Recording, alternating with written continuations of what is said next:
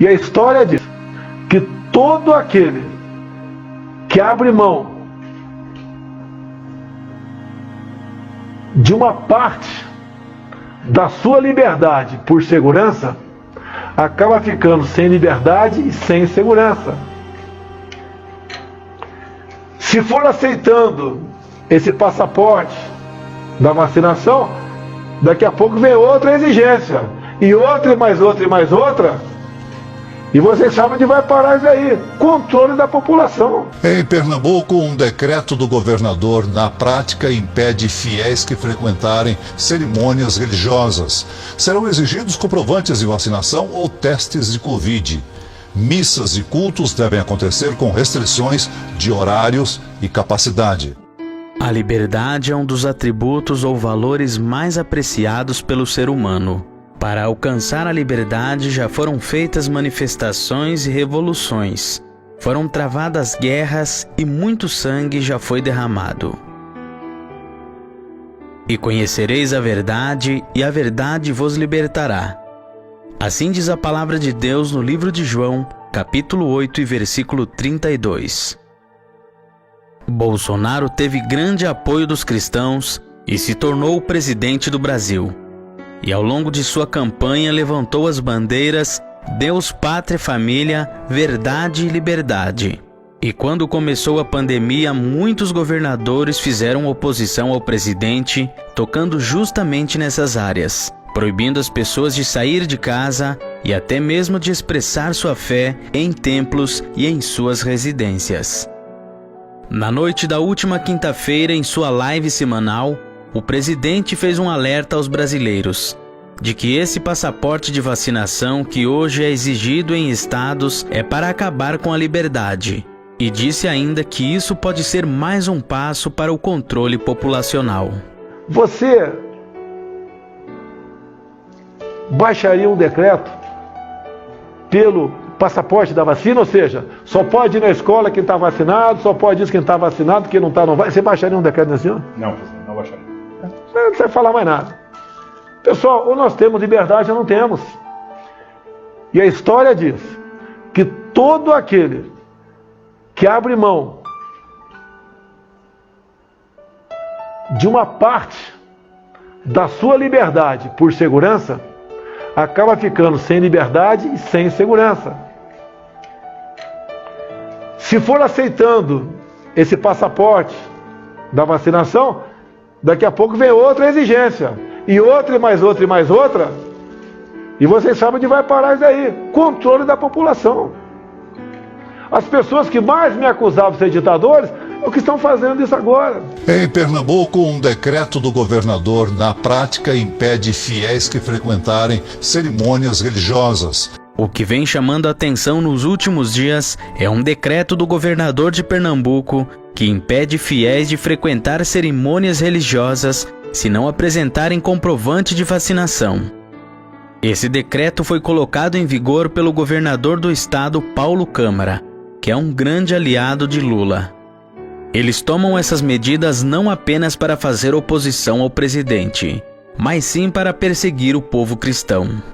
Muitos padres e pastores, até mesmo juristas, se manifestaram sobre o decreto do governador, afirmando que a decisão é inconstitucional, pois está tirando o direito de liberdade de fé dos cidadãos. O pastor Sivaldo Almeida gravou um vídeo repudiando a atitude do governador Paulo Câmara. Confira. Fica aqui registrado uma palavra ao governador do nosso estado. O Senhor conclamou a Moisés para que chegasse diante de Faraó e solicitasse de Moisés, de Faraó, que deixasse o povo ir para adorar.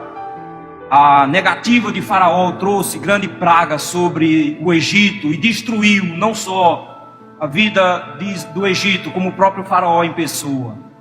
Impedir a adoração ao Senhor é um ato dos mais graves que alguém pode se erguer contra Deus e contra o seu povo. E a adoração do povo de Deus em conjunto não é algo para ser desvalorizada, muito pelo contrário, é algo de extrema importância para o Senhor e para o seu povo. E ser privado disso faz daqueles que privam agentes de Satanás e forças hostis ao Senhor. Eu quero lembrá-lo que, mesmo que Deus levante homens maus para impedir o culto ao Senhor e impedir a sua igreja de adorar, Ele nunca deixou impune aqueles que fizeram isso. Basta ler um pouco de Abacuque que você vai descobrir que por vezes Deus pune o seu povo como está fazendo agora e impede o seu povo da adoração e priva o seu povo da liberdade. Mas isso só precisa ler o capítulo 2 de Abacuque para ver que o Senhor se erguerá com muito maior força e ira contra aqueles que se levantam contra o seu povo. Por isso fique atento, governador.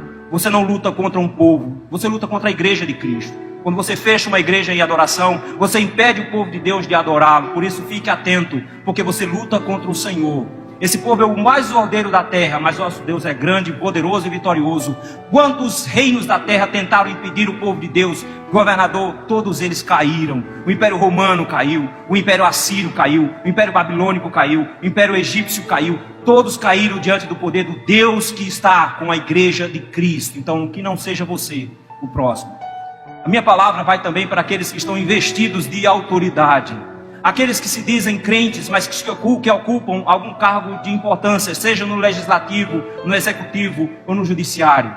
Trago para vocês a palavra de Mordecai a Esté, no capítulo de número 4, no versículo de número 13, quando ele diz a Esté. Mordecai respondeu a Esté: não imagines que por estares na casa do rei, só tu escaparás entre todos os judeus. Porque se de todo te calares agora, de outra parte se levantará para os judeus socorro e livramento, mas tu e a casa de teu pai perecereis. E quem sabe se para conjuntura como esta é que fostes elevada a rainha. Eu quero lembrar a você, meu irmão, minha irmã, que tem alguma autoridade. Se o Senhor te colocou a isso, talvez nas palavras de Mordecai tenha sido para se levantar contra isso e defender a igreja do Senhor hoje. Não se engane, o Senhor trará do céu livramento e condução para a sua igreja. Não se engane, Ele não precisa de você, mas cobrará de você, caso você se omita e que Ele tenha colocado você nessa posição e você não se levante contra isso. Que o Senhor te ajude a discernir isso e que você não seja um acovardado, mas arrisque-se como Esté e seja contado entre aqueles que defendem o povo de Deus. Minha última palavra é para a igreja de Cristo. Não se acomodem com essa situação. O povo de Deus foi convocado para adorar na igreja, com o povo. Não, isso não é comum, isso não é normal. Nós somos convocados pelo Senhor para adorar. E nós estaremos sempre aqui dispostos a adorar o Senhor como povo de Deus. Por isso, meu irmão, não caiam na armadilha satânica de achar que o culto não é essencial. O culto a Deus é o motivo de existência da igreja, é o motivo de existência eterna da igreja. Nós esperamos para sempre, num dia de domingo, adorando ao Senhor. É assim que será a nossa eternidade. O culto para a igreja não é uma parte da sua vida, é a sua existência em si. E a convocação para estar na presença de Deus é o vislumbre da nossa fé e da nossa esperança. Povo de Deus, não se acomode com a pregação dos ímpios. O culto, sim, é essencial. Por isso, ore. Ore para que Deus mude o coração dos nossos governantes. Ore para que Deus se levante, como disse o Salmo 69. Para que Deus se erga contra os seus inimigos. Para que o Senhor mude as estruturas que nós estamos enfrentando. E para que nós possamos alegremente nos reunirmos. Hoje era o dia de celebrarmos a mesa do Senhor. Hoje nós devemos estar felizes, tomando pão e bebendo o vinho do Senhor. Nós somos privados disso. Não ache que isso é normal, que isso é natural. Ore para que Deus tire de nós esse peso que nos impede de adorar o Senhor com a liberdade que nós devemos ter. Essa é a minha palavra. Que o Senhor nos abençoe. Para mais vídeos como este, inscreva-se no canal, siga o nosso Instagram e curta nossa página no Facebook.